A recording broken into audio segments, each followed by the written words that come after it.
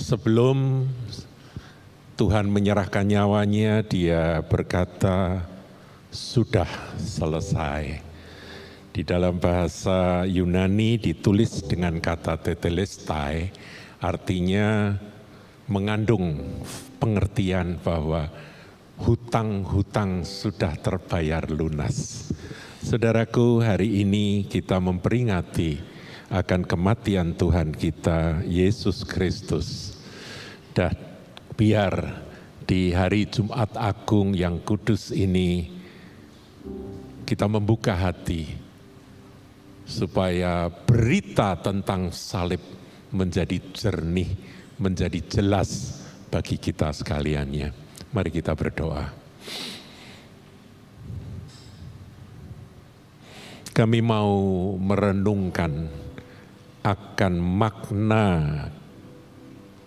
kematian Tuhan di kayu salib.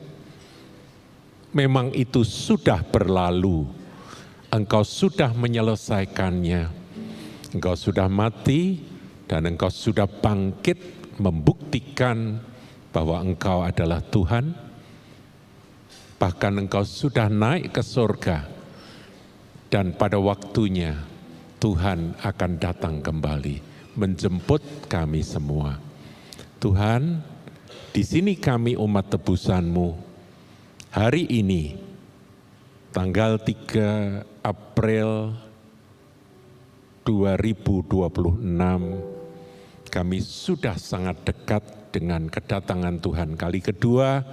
Biar kami kembali merenungkan, mengingat, dan membuka hati, roh kami terbuka untuk kebenaran firman-Mu mengenai salib.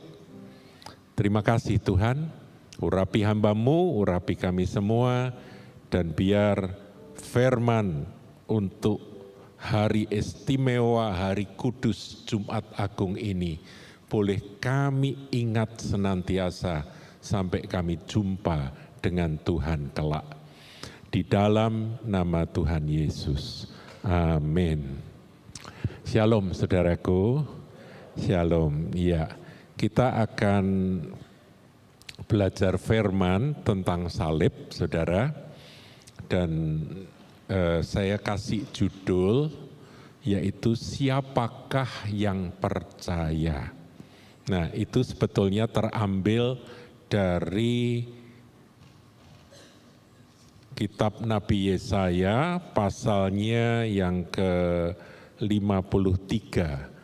Tapi sebelum itu saudara, sebelum pasal 53 ayat 1, siapakah yang percaya, ada satu ayat yang merupakan awal dari perikop hamba yang menderita. Coba ditampilkan, next ya.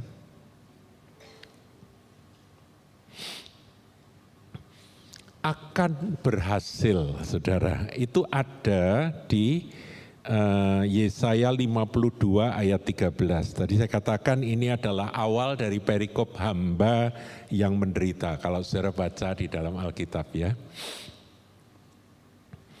Dikatakan sesungguhnya hambaku akan berhasil. Jadi Bapa di sorga dengan grand design untuk keselamatan manusia yang terhilang, ketika Bapa, ya Yohanes 3 ayat 16, karena begitu besar kasih Allah akan dunia ini sehingga dikaruniakan anaknya yang tunggal, sehingga semua orang yang percaya kepadanya tidak binasa melainkan beroleh hidup kekal. Itu Bapa tahu bahwa hambanya Yesus itu, saudara jangan bingung ya. Jadi Tuhan Yesus itu ya hamba, ya anak, ya firman Allah, ya raja. Jadi tergantung kita melihat dia dari sisi mana. Kalau saudara membaca di dalam Yehezkiel 1 ayat 10, ya itu PR untuk Anda di rumah ya. Itu dikatakan bahwa yang di muka itu adalah wajah manusia. yang di sebelah kiri wajah lembu. Wajah lembu, lembu itu kan membajak ya saudara, itu gambaran dari hamba. Manusia, hamba, yang sebelah kanan itu singa, itu raja, ya singa raja hutan ya saudaraku, ini perlambangnya. Yang di belakang Raja Wali. Raja Wali itu terbang tinggi, itu gambaran dari putra Allah. Jadi Yesus itu putra Allah, dia juga anak manusia, dia juga raja, ya wajah singa itu menggambarkan raja, dan dia juga hamba lembu. Jadi saudara jangan bingung kalau saudara membaca tentang perikop hamba Tuhan yang menderita, iya Yesus adalah hamba. Kalau kita membaca keempat Injil, Matius itu menggambarkan Yesus sebagai raja, makanya diawali dengan silsilah yang sangat lengkap. Kemudian Markus itu menggambarkan Yesus sebagai hamba, memportret Yesus sebagai hamba. Sedangkan Lukas itu menggambarkan Yesus, memportret Yesus sebagai anak manusia. Dan yang terakhir Yohanes yang mengawali akan Injilnya itu dengan en arche, en holokos, kai holokos, en prostonteot, kai theos, en holokos. Yesus diportret, digambarkan sebagai Allah. Nah saudaraku, ini adalah perikop dia sebagai hamba yang menderita. Diawali dengan kalimat, saudara, sesungguhnya hambaku akan berhasil. Kita memperingati akan penderitaan Tuhan, kengerian dari salib. Nanti kita perlu merenungkan, tetapi sesungguhnya dia akan berhasil. Dan memang Tuhan berhasil. Dia menyelesaikannya. Di atas kayu salib berkata, sudah selesai, sudah genap. Ia akan ditinggikan, disanjung dan dimuliakan, saudaraku. Kita umat tebusan memuliakan dia, menyanjung dia. Dan nanti pada waktunya setiap lutut akan bertelut, lidah akan mengaku Yesus Kristus adalah Tuhan. Karena memang dia adalah Allah yang mulia. Sang Firman yang menjadi daging. Dan dia telah menyelesaikan akan karya terbesar di dalam sejarah umat manusia, yaitu penebusan kita atas dosa-dosa yang membinasakan. Next. Tetapi saudaraku, ayat berikutnya itu menggambarkan sesuatu paradoks. Memang dia akan berhasil, dia akan ditinggikan, disanjung dan dimuliakan. Tetapi paradoks dari kuasa salib, saudara, kita harus ketahui bahwa penampakan Tuhan Yesus pada waktu dia disalibkan, dikatakan seperti banyak orang akan tertegun melihat dia. Begitu buruk rupanya. Kalau saudara pernah menonton akan tayangan film The Passion of the Christ, itu saudara, kata penafsir, orang yang mengerti akan kisah penyaliban yang sesungguhnya seperti apa, yang digambarkan di dalam film The Passion of the Christ itu kira-kira 50% dari kengerian salib. Bayangkan saudara, 50% aja kita nggak tahan untuk menyaksikannya, betul ya? Saya nggak pernah menonton secara lengkap karena saya nggak tahan. Tapi itulah yang dilewati oleh Tuhan Yesus karena kasihnya kepada saudara dan saya. Begitu buruk rupanya, hancur, muka Tuhan hancur. Bukan seperti manusia lagi. Dan tampaknya bukan seperti anak manusia lagi. Jadi memang benar, Tuhan, penampakan Tuhan pada waktu dia menyelesaikan akan masalah dosa umat manusia, itu dia betul-betul hancur total. Enggak seperti anak manusia lagi, bengkak semua saudaraku, hancur total. Next. Oleh sebab itu saudara, seperti judul yang tadi saya sudah tampilkan. Kita baca sama-sama. Yesaya 53 ayat 1 ya. 2, 3. Siapakah yang percaya kepada berita yang kami dengar, dan kepada siapakah tangan kekuasaan Tuhan dinyatakan? Saudara, nanti kita akan lihat waktu berlalu, zaman berganti sampai abad ke-21 ini. Banyak orang tidak bisa percaya pada kuasa salib.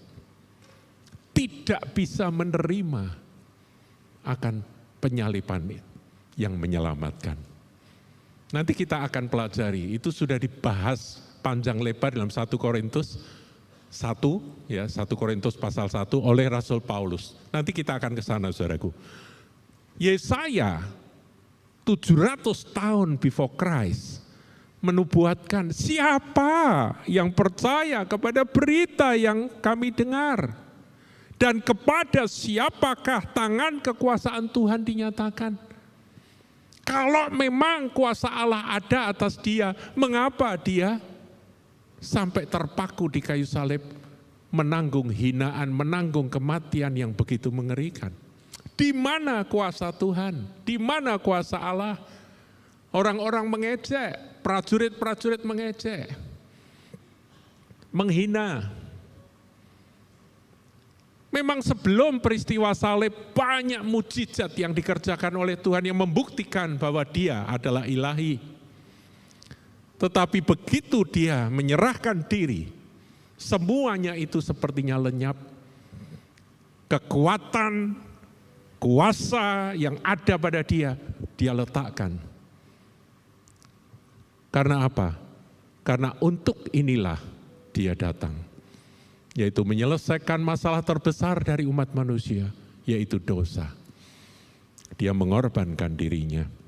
Dan berita tentang salib, kabar baik tentang keselamatan ini, sulit untuk dipercaya, saudara. Masa tangan Tuhan dinyatakan pada satu sosok anak manusia yang tadinya hebat, dielu-elukan dan diharapkan menjadi raja atas Israel, tapi justru ditangkap seperti domba kelu yang tidak membuka mulutnya, digiring ke pembantaian. Demikianlah Yesus Kristus, Juru Selamat saudara dan saya. Tetapi itu semua sudah ditulis dan dia menggenapi. Saudara nanti pulang baca Mazmur 22, baca akan Yesaya 53, lengkap saudaraku, dan itu tergenapi di dalam peristiwa yang kita peringati hari ini. Next. Tetapi kabar baik Injil adalah kekuatan Allah yang menyelamatkan. Saudaraku, yuk kita baca sama-sama. Ini Rasul Paulus, orang jenius, orang pinter pada zamannya, tapi sekaligus seorang religius yang paling religius pada zamannya. Dia orang Farisi. Dia mendapatkan pewahyuan dan dia beroleh kasih karunia. Dia menjadi percaya dan dia menuliskan akan hal ini. Ayo kita baca sama-sama. 2, 3. Sebab aku mempunyai keyakinan yang kokoh dalam Injil. Karena Injil adalah kekuatan Allah yang menyelamatkan setiap orang yang percaya. Pertama-tama orang Yahudi, tetapi juga orang Yunani. Yang percaya, sekali lagi yang percaya. Karena begitu besar kasih Allah akan dunia ini sehingga dikaruniakan anaknya yang tunggal supaya barang siapa percaya tidak binasa melainkan beroleh hidup kekal. Kita diselamatkan oleh iman karena kasih karunia, karena iman oleh kasih karunia. Saudaraku, iman kepada kasih karunia uluran tangan Bapa itulah yang menyelamatkan. Dan Injil, kabar baik, yaitu kabar tentang salib yang kita peringati hari ini, itu adalah kuasa Allah, kekuatan Allah, dunamisnya Allah. yang menyelamatkan setiap orang yang percaya. Nah, kemudian dikatakan pertama-tama orang Yahudi, ya, umat kepunyaan Allah sendiri secara jasmani, tetapi juga orang Yunani, dan orang Yunani ini mewakili orang-orang non-Yahudi, Yunani dan bangsa-bangsa lain. Nah, saudara, kita akan lihat nanti bagaimana di dalam surat Korintus, next ya, di dalam surat Korintus itu dikatakan berita tentang salib adalah kebodohan bagi mereka yang akan binasa. Sebab pemberitaan tentang salib, hari ini kita memberitakan tentang salib, kita merenungkan tentang salib, memang adalah kebodohan bagi mereka yang akan binasa. Saudara, bagi orang-orang yang akan binasa, salib itu adalah kebodohan. Dan sampai hari ini, tadi saya katakan, waktu berjalan, zaman berganti, bahkan milenium sudah kita lewati 2 kali sejak Tuhan Yesus, dan roh ini tetap sama. Mereka tidak bisa percaya. Baik Yahudi, orang-orang religius, maupun Yunani, orang-orang rasional. Dua-dua tidak bisa menerima. Nah, kita akan lihat, saudara, bagaimana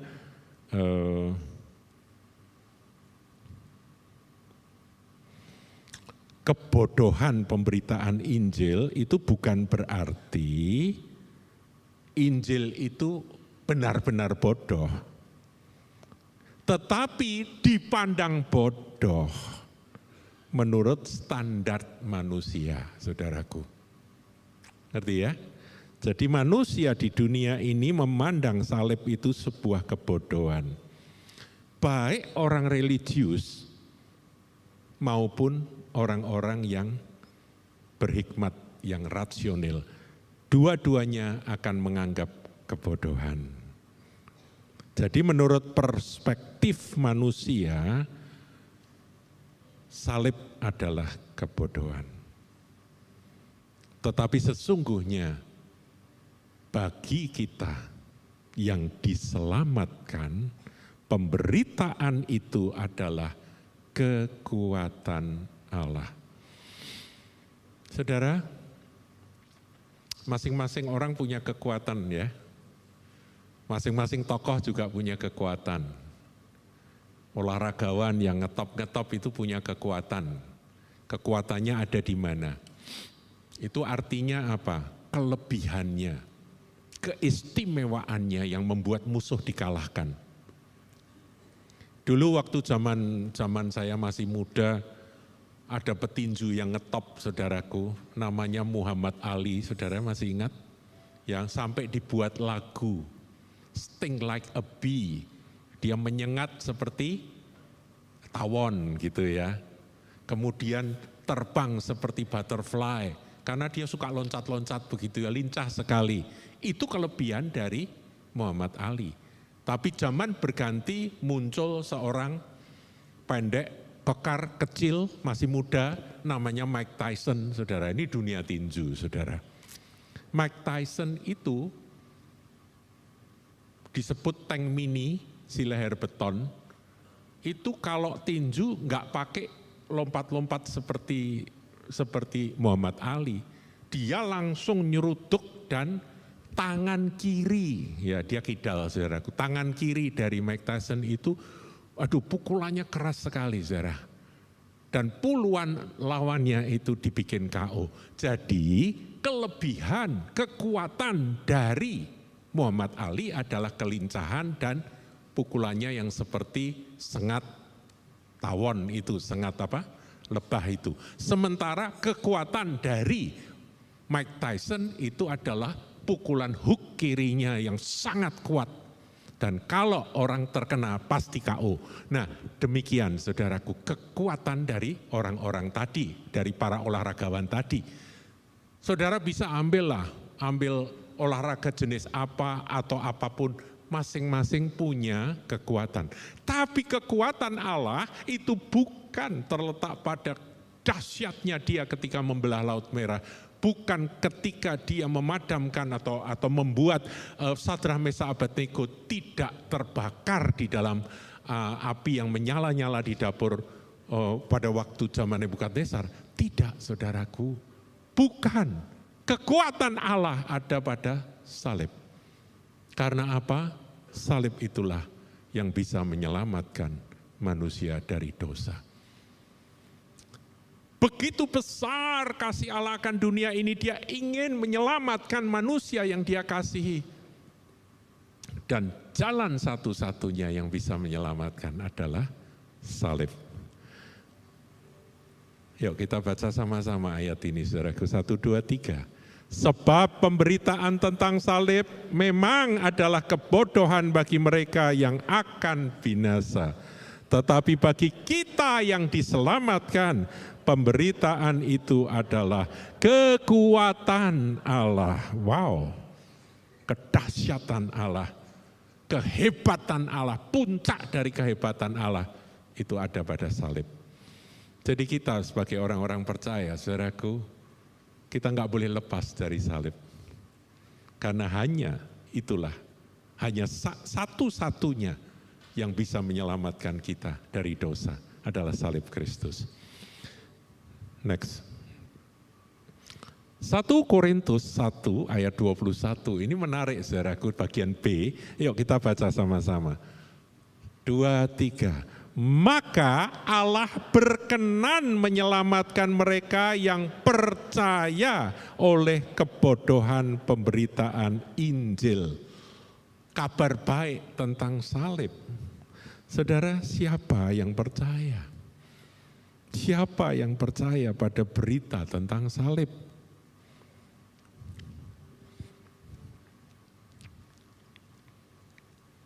Nah, kita lihat saudaraku dua kelompok besar yang pada waktu itu ditampilkan oleh Rasul Paulus, yaitu kelompok Yahudi dan kelompok Yunani. Ya, ingat ya, Yunani itu mewakili orang-orang, manusia-manusia di luar Yahudi, non-Yahudi. Goyim, saudaraku ya, bangsa-bangsa kafir. Nah, coba kita lihat next ya, tanda dan hikmat. Tanda Simeon dan hikmat Sofia, saudara. 1 Korintus 1 ayat 22. Orang-orang Yahudi itu menghendaki tanda. Tanda yang hebat, yang nyata, bukti nyata. Dan itu sudah terjadi ketika Tuhan Yesus datang dan melayani 3,5 tahun. Orang Yahudi wow banget ya, mereka terpukau, mereka berbondong-bondong mengikut Yesus. Tandanya komplit saudara, yang sakit disembuhkan, yang mati dibangkitkan, yang dirasuk setan dilepaskan, yang lapar dikasih makan. Sudah komplit saudaraku ya, rohani, jiwani, jasmani begitu ya.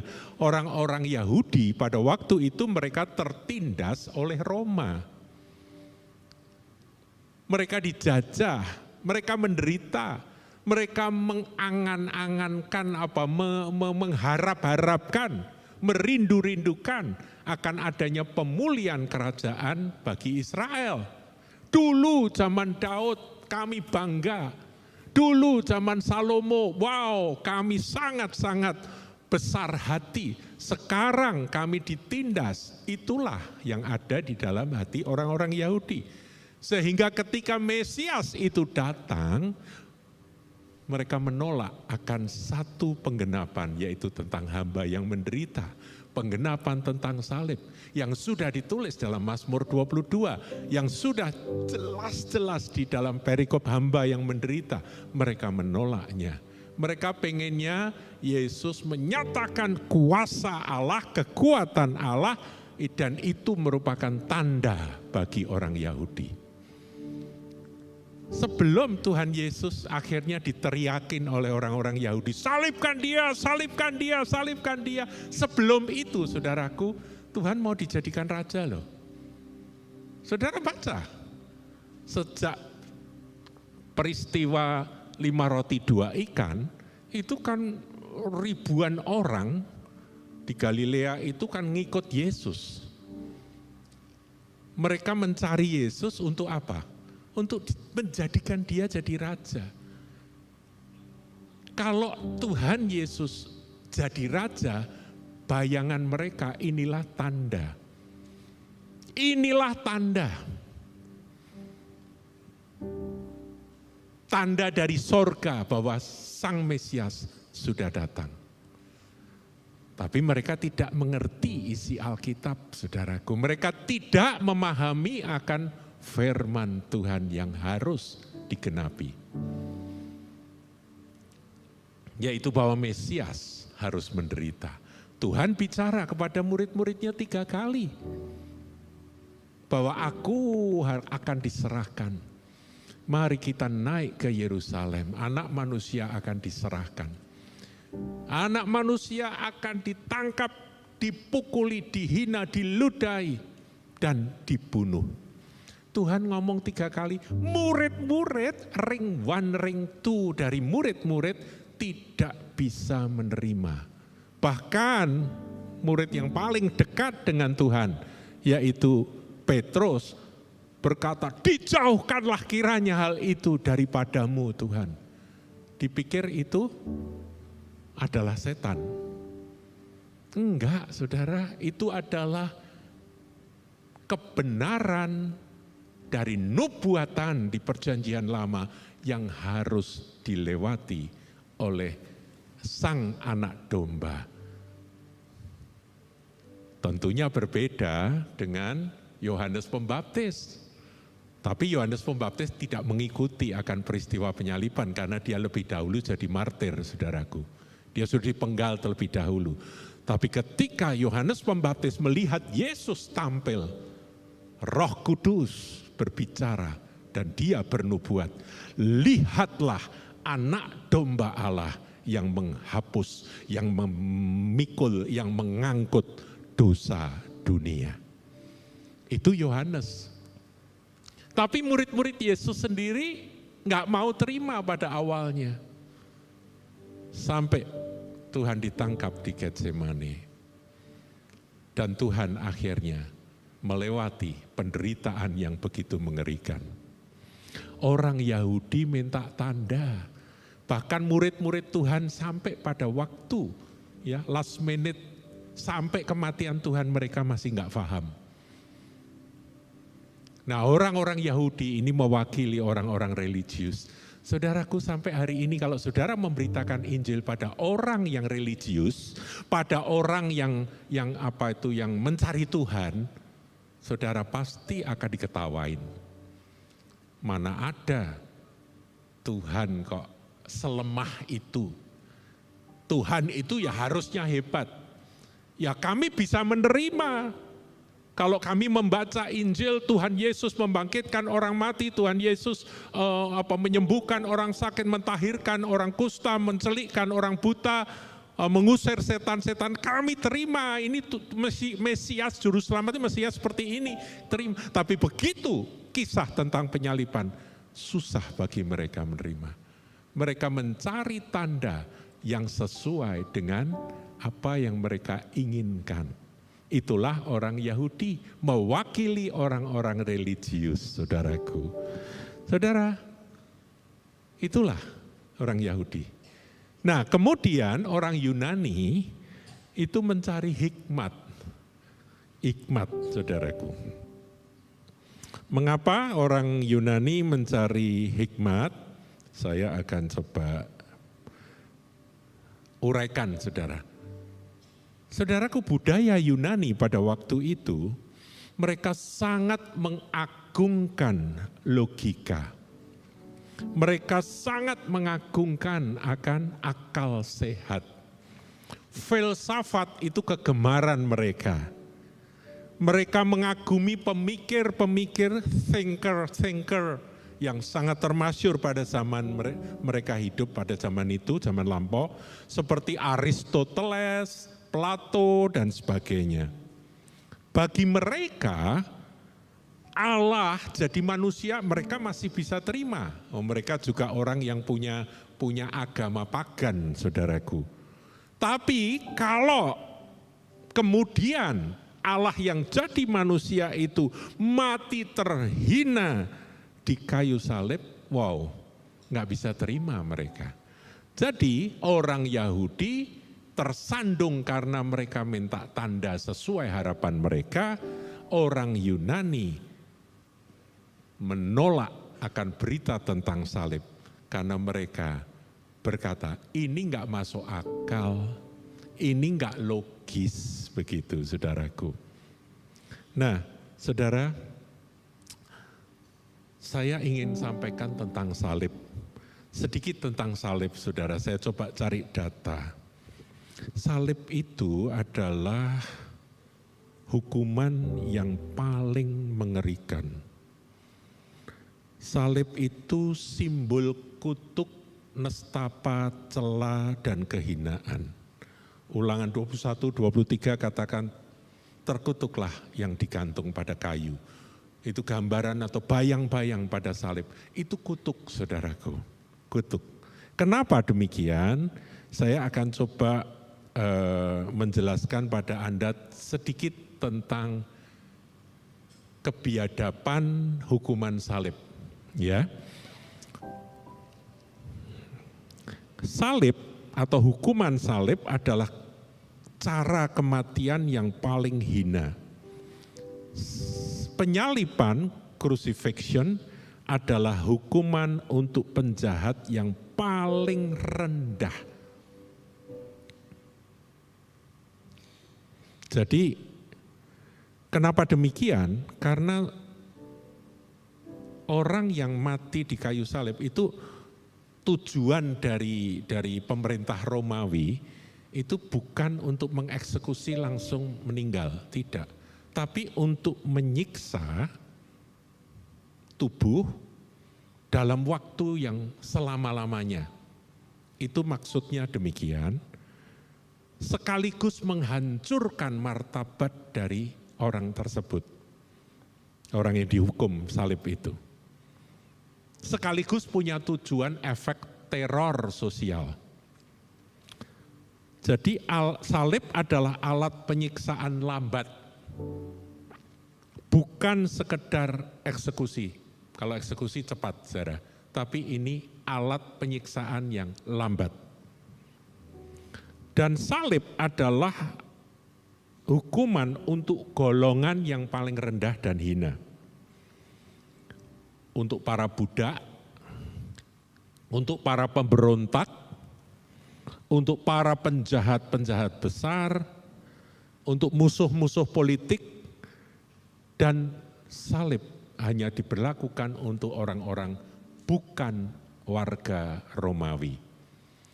Warga Romawi tidak menjalani hukuman salib, sejahat apapun mereka, sesalah apapun mereka, sedosa apapun mereka terhadap pemerintahan, hukumannya adalah penggal, bukan salib. Jadi salib ini memang jenis hukuman yang khusus untuk orang-orang yang memang mau dihina, mau disakiti, mau disiksa. Untuk sebuah teror sosial. Kalau kamu ngelawan pemerintah Romawi, jadinya seperti ini. Kira-kira begitu, saudara. Dan itulah yang dilalui oleh Tuhan Yesus. Korban dipaku di tempat umum, seringkali telanjang atau hampir telanjang, dipajang di jalan raya agar semua orang menyaksikan. Tulisan tuduhan dipasang di atas kepalanya.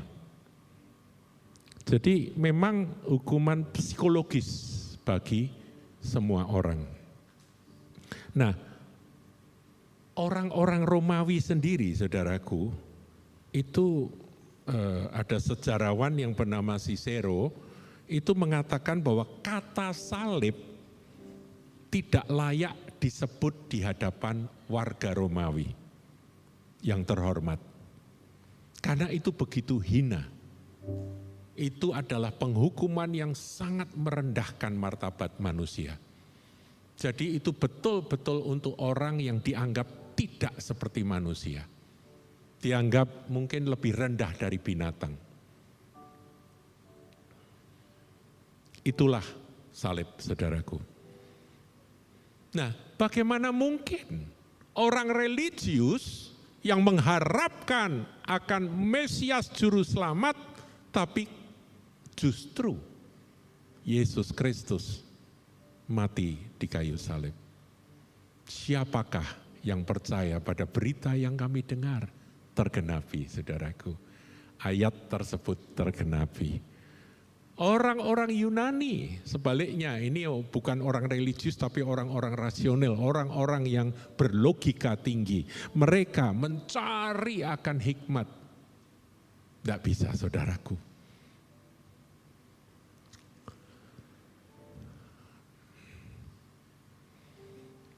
Satu Korintus 1 ayat 23 sebelum itu, ya. Tetapi kami memberitakan Kristus yang disalibkan. Untuk orang-orang Yahudi suatu batu sandungan. Itulah sebabnya orang Yahudi sampai hari ini tidak bisa menerima Yesus yang disalibkan. Sampai nanti mereka disadarkan ketika mereka meratapi Dia yang ditikamnya. Yesus ditikam kan dengan tombak. Mereka nanti akan meratapi. Seperti meratapi anak sulung. Itu sudah dinubuatkan di dalam kitab Nabi Zakaria. Dan itu nanti akan tergenapi di akhir zaman. Tapi sampai hari ini mereka menolak salib. Tetapi bagi orang-orang yang diselamatkan, salib adalah kekuatan Allah bagi kita. Jadi untuk orang-orang Yahudi suatu batu sandungan. Mereka yang tadinya mau menerima Yesus, yang tadinya mereka mengeluh-elukan Yesus, mereka tersandung jatuh. Iman mereka gugur karena melihat Yesus mati tersalib. Dan untuk orang-orang bukan Yahudi, itu sebuah ketololan, kebodohan. Sudahlah, itu apa itu? Agama dari orang-orang yang tolol, orang-orang yang bodoh. Dan saudara harus tahu bahwa yang nulis ini adalah Rasul Paulus. Dia seorang religius sekaligus dia orang jenius. Tapi oleh kasih karunia, dia percaya. Jadi saudara yang merasa bahwa Anda adalah seorang yang berakal sehat, seorang yang selalu memakai logika di dalam segala sesuatu. Orang yang ya termasuk saya ini, termasuk ini kepala sampai botak gini, karena suka pakai ini saudaraku. Dan saya kemarin bercerita pada teman-teman full timer. Saya bergumul 3 hari saya berpuasa untuk menundukkan akan sok berhikmat itu. Pada waktu saya mau percaya, pada waktu saya mau menerima Yesus, yang mana itu peristiwa terjadi tanggal 21 Agustus tahun 76. Saya terus terganggu. Apakah mungkin juru selamat kok harus mati tersalib?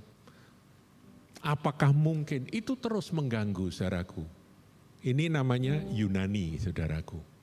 Saya tidak terlalu religius, jadi saya bukan orang religius, tapi saya mendengar berita Injil dan penolakan itu muncul di otak ini, di kepala ini. Yaitu sulit untuk menerima kebodohan, ketololan. Terus, saudara yang merasa pakai akal sehat, saudara yang merasa pakai ini, rasio terus-menerus, saudara rendahkan dirimu. Hari ini juga katakan, Tuhan Yesus, aku percaya kepadamu. Engkau mati bagiku dan aku terima kuasa salib itu. Kuasa salib yang menyelamatkan. Bagi orang-orang yang religius, yang mencari Tuhan, juga ya dari agama apapun, sulit mereka menerima ini. Itu sampai hari ini saudaraku. Dalam diskusi-diskusi apologetika, saudara kan tahu mereka-mereka dari agama lain yang menyerang dan menghina-hina akan salib Kristus, ya itu adalah gambaran daripada mereka anggap itu adalah sebuah ketololan, kebodohan. Dan mereka tersandung justru di situ. Nah, saudara, kita lanjut. Jadi bagi orang Yahudi batu sandungan, bagi orang bagi orang Yahudi,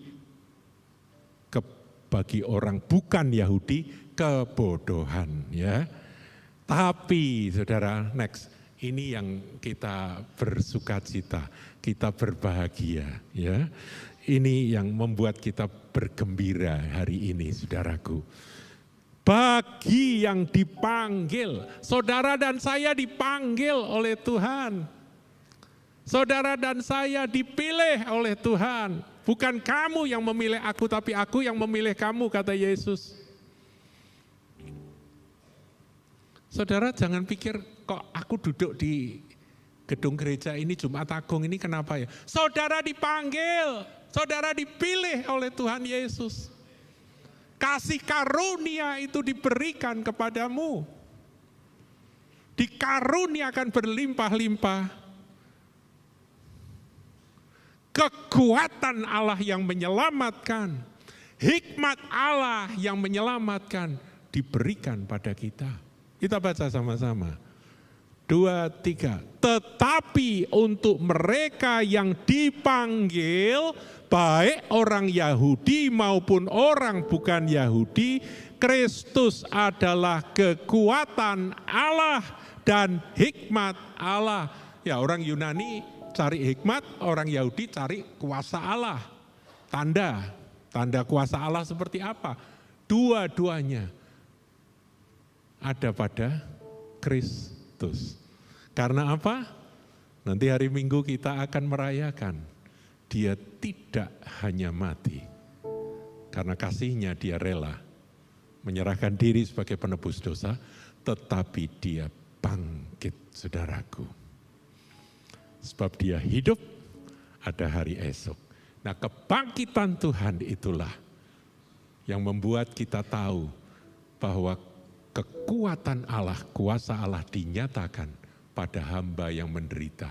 Sehingga kalau diawali dengan kalimat tadi, sesungguhnya hambaku akan berhasil, dia akan ditinggikan, dia akan disanjung dan dimuliakan. Yes, itulah Tuhan kita. Haleluya. Lanjut. Nah, ini terakhir saudaraku ya. Jadi saya berkata setelah pergumulan sampai akhirnya saya menyerah dan saya berkata, Tuhan, aku mau percaya kepadamu. Engkau telah mati tersalib ganti dosaku. Aku mau terima tanpa meninggi-ninggikan akan akal sehat yang sesungguhnya tidak sehat ini. Aku mau sujud. Pada waktu itu saudara, ya saya puasa sampai 3 hari. Kemudian pada waktu itu saya tersungkur di hadapan Tuhan, saya menangis dan saya berkata, aku percaya kepada salibmu. Aku percaya padamu Tuhan Yesus. Dan aku mau jadi orang bodoh. Saudara datang ke sini jadi orang bodoh loh. Bagi mereka yang tidak percaya, saudara dan saya jadi orang bodoh. Dianggap bodoh. Tetapi firman ini luar biasa. Nanti kita akan lihat yang bahasa Inggris, tapi kita baca bahasa Indonesia dulu ya. Mari kita baca sama-sama saudaraku. Sebab yang bodoh dari Allah lebih besar hikmatnya daripada manusia. Dan yang lemah dari Allah lebih kuat daripada manusia. Jadi bodoh dan lemah. Ya, bodoh ini kan masalah logika yang enggak logis itu bodoh begitu ya. Lemah itu yang orang kan mau lihat kekuasaannya ada di mana. Sebetulnya kuasanya ada pada kebangkitan gitu ya. Tapi mereka enggak mau, jadi ya sudah. Yang bodoh siapa? Kita dari bodoh kita jadi pintar loh saudaraku, ya. Nah, ini dalam bahasa Inggris, dalam versi King James kita lihat. Ini menarik saudaraku. Ya, saudara, coba nanti kita urai sedikit ya. Yang dalam bahasa Inggris ini menarik sekali.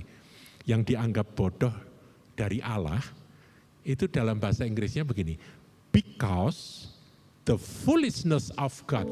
Artinya apa? Kebodohan Allah. Kalau Allah, Tuhan, Theos itu dianggap bodoh. Kebodohannya Allah, salib itu dianggap, berita tentang salib adalah kebodohan Allah, is wiser than man.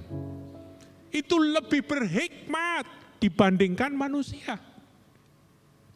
And the weakness of God is stronger than man. Jadi kelemahan Allah, jadi kalau Allah itu dianggap lemah, mosok sih kok katanya kamu Allah, kalau kau memang Allah turun dari salib itu. Selamatkan dirimu dari salib itu kalau engkau memang anak Allah, kan begitu kan orang-orang berkata. Ada dua tuh, kiri kanan. Yang satunya berkata, kalau engkau memang anak Allah, turun, selamatkan dirimu dan selamatkan aku juga. Kan kurang ajar ya, ikut-ikut nunut, minta kalau memang kamu berkuasa, selamatkan dirimu dan selamatkan aku. Itu yang satu ngomong begitu. Tapi yang satu berkata, Yesus, kan dia baca itu di atas karena ada tulisan Raja orang Yahudi kan begitu. Ingatlah aku kalau nanti engkau datang sebagai Raja.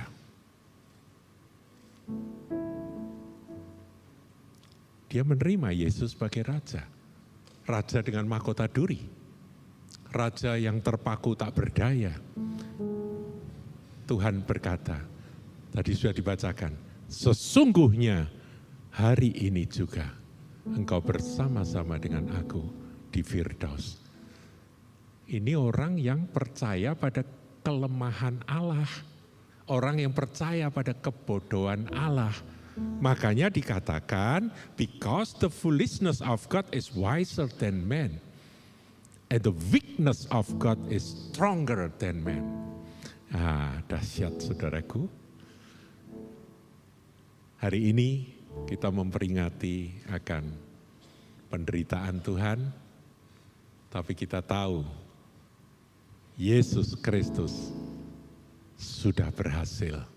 Kalau dahulu nubuatan 700 tahun before Christ, sesungguhnya hambaku akan berhasil. Sekarang kita berkata dia sudah berhasil. Dia berkata tetelestai, sudah genap, hutang-hutang sudah dibayar lunas. Dia sudah membayar lunas segala hutang dosamu. Doa saya saudaraku, sebelum masuk di dalam ibadah Jumat Agung ini, doa saya saudara. Saya berdoa kalau ada yang masih ragu dengan keselamatanmu. Kalau nanti aku mati, aku masuk surga, atau aku masih ragu-ragu begitu ya. Dosaku masih banyak, sifat-sifatku masih jelek gitu ya. Kalau ada di antara saudara yang seperti itu, saya mau katakan, engkau diselamatkan bukan karena engkau baik. Engkau diselamatkan karena dia sudah membayar hutang dosamu. Saudara dan saya gak bisa bayar hutang dosa. Gak bisa, kita gak mampu membayar hutang dosa kita. Dia yang menyelesaikan, Tuhan Yesus Kristus.